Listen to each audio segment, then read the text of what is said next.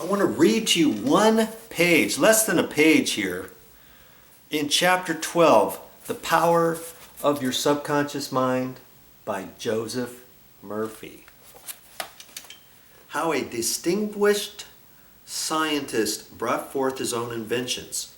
Nikola Tesla was a brilliant pioneer in the field of electricity. The Tesla coil, an exhibit in science museums that is always a favorite with children, was only one of his inventions. This is a charged metal sphere. When someone touches it, the static electricity makes his or her hair stand straight up. Tesla also experimented with the concept of broadcasting energy. His ideas on this topic are still considered revolutionary.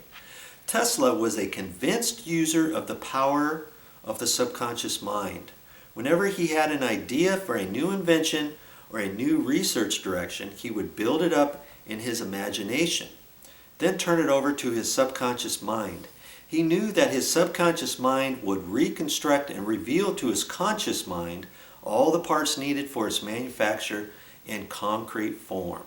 Through quietly contemplating every possible improvement, he wasted no time in correcting defects.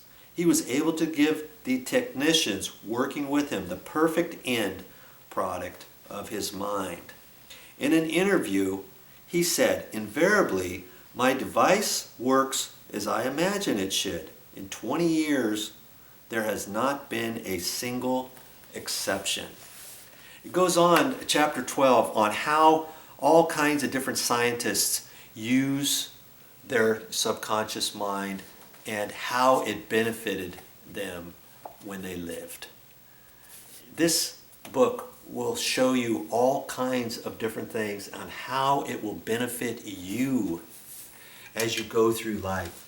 Whatever it is that you're going through, it will help you. It'll help you become a better person.